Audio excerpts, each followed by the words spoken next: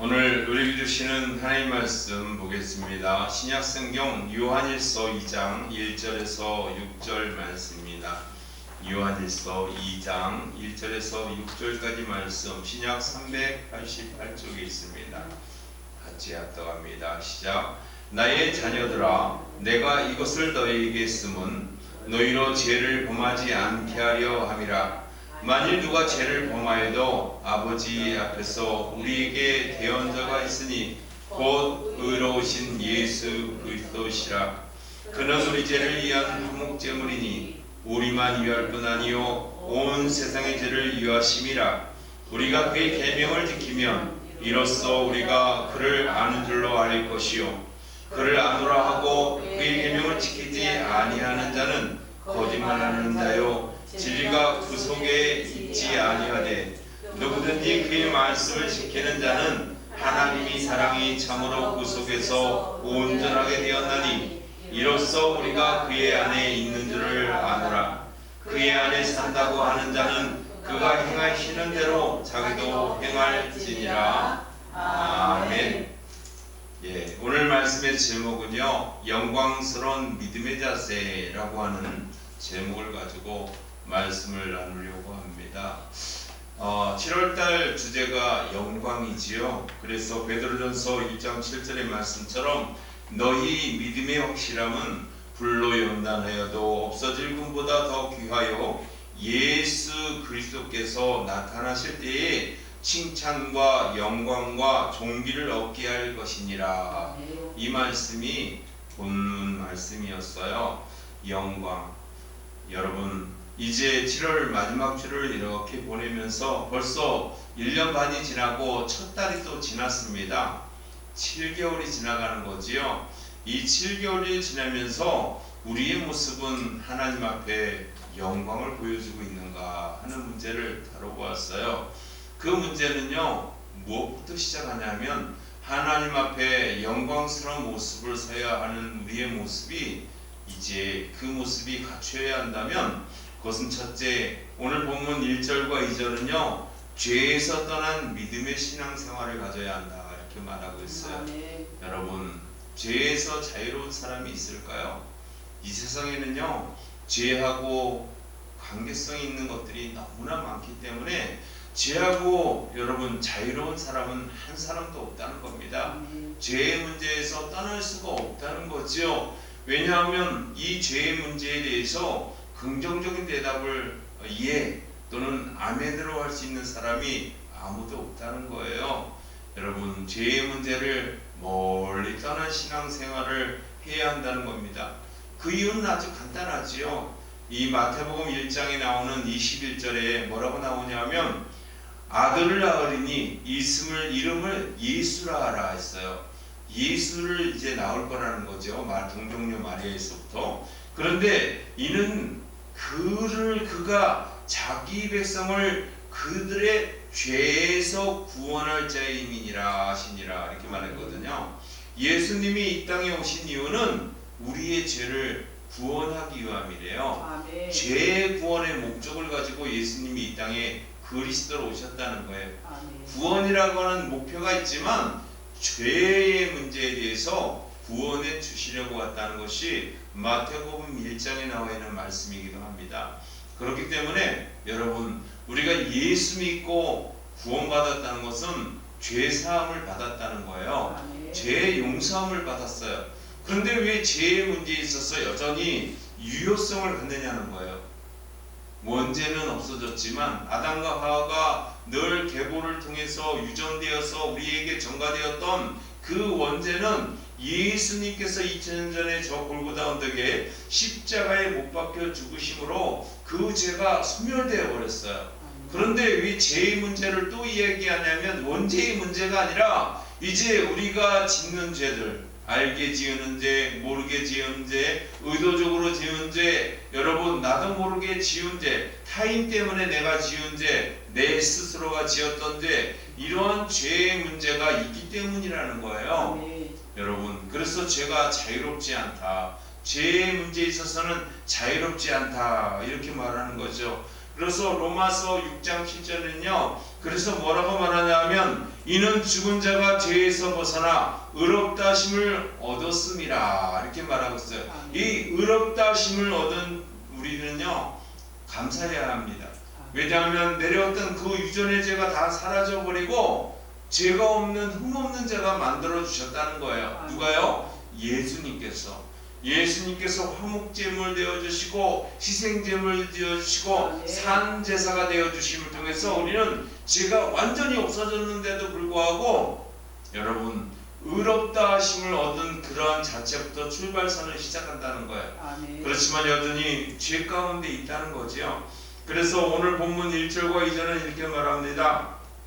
나의 자녀들아 내가 이것을 너희에게 쓰면 너희로 죄를 범하지 않게 하려 함이라. 죄 범하지 않도록 하기 위함이래요. 사도 요한이 요한일서와 2서 3서까지 다 서술했지만 이 사도 요한이 우리에게 글을 쓰는 까닭은 하나라는 거예요. 죄를 짓지 않게 하려고 이 글을 쓴다는 거예요. 그래서 우리는 죄 짓지 않기 위해서 이 말씀을 보고 있다는 거지요. 만일 누가 죄를 범하여도 아버지 앞에서 우리에게 대언자가 있으니 곧 의로우신 예수 그리스도시라. 예수님이 2000년 전에는 십자가에 올라가서 십자가에 못 박혀 죽으심으로 우리의 원죄를 다 없애주셨는데 이제는 하나님의 나라에 올라가셔서 하나님의 우편에 계시면서 우리가 지금 짓고 있는 죄 하나하나마다 누가 대언해 주냐 하면 예수님께서 옆에서 하나님 앞에 대언을 해준다는 거예요. 변론을 해준다는 거예요. 그러니 얼마나 감사해요. 우리가 죄를 지어도 그 죄에 대해서 사도 요한은요 누가 죄를 범하여도 아버지 앞에서 우리에게 대언자가 있으니 예수 그리스도께서 우리를 대언해주는 변론해주는 그런 분으로 계시다는 거예요. 그래서 우리는 늘 기도할 때 예수님의 이름으로 기도하고 예수님의 이름으로 간청하고 예수님의 이름으로 죄사함을 받고 있다는 사실은 분명하다는 겁니다. 이 사실을 늘 잊지 않는 저와 여러분 되기 바랍니다. 그래서 우리는요 늘 이 죄의 문제에서 떠난 믿음의 신앙생활을 하려고 부단히 노력해야 돼요. 예수님이 옆에서 여전히 우리를 위해서 중보자가 되어주시고 하나님 앞에 우리의 죄의 문제를 이렇게 변론해 준다 할지라도 여러분 죄에서 떠나 있어야 한다는 겁니다. 예수님이 다 보장해 주니까 나는 죄를 마음껏 지어도 돼, 내 하고 싶은 대로 살아도 돼 이런 뜻이 아니에요.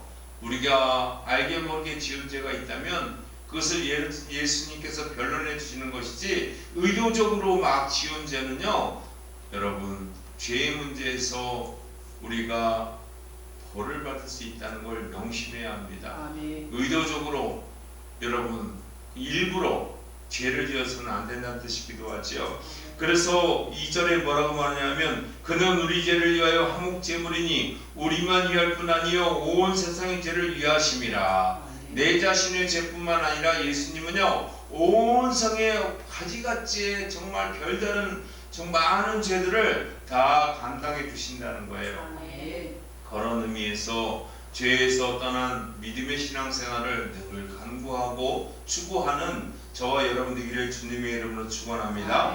두 번째 교훈은요 3절과 4절 말씀 속에 담겨 있어요. 3절과 4절은 뭐라고 말하냐면 우리가 그의 계명을 지키면 이로써 우리가 그를 아는 줄로 알 것이며 그를 아노라 하고 그의 계명을 지키지 아니하는 자는 거짓말하는 자요 진리가 그 속에 있지 아니한다 이렇게 말하잖아요.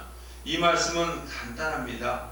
믿음의 약속을 이행하는 신앙생활을 하십시오 라고 말합니다.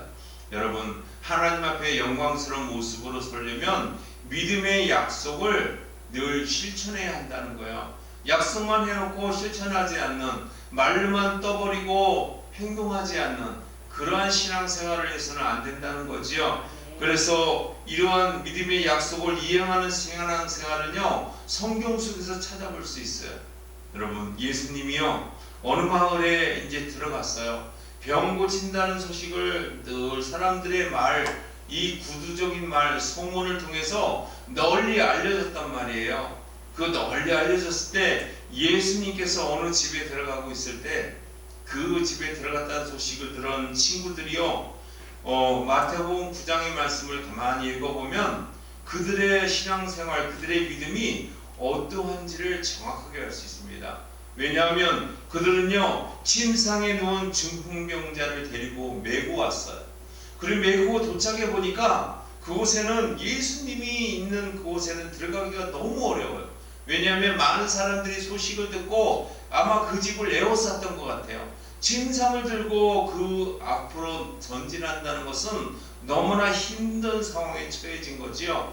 그런데 그들은요, 독특한 발상을 합니다. 무슨 발상을 하냐면 그들은요, 예수님이 있는 그 지붕에 올라가 가지고 지붕을 뜯고 그곳에서 침상을 줄을 매 가지고 내렸다는 거예요. 앞으로 들어갈 수가 없으니까 많은 사람들 때문에 그 친구들이요, 중풍병자, 중풍병이 걸린 그 친구를 데려다가 어떻게 했냐면 예수님이 있는 곳에 뚜껑을 뜯고 지붕을 뜯어가지고 그곳에서 달아내렸다는 거예요.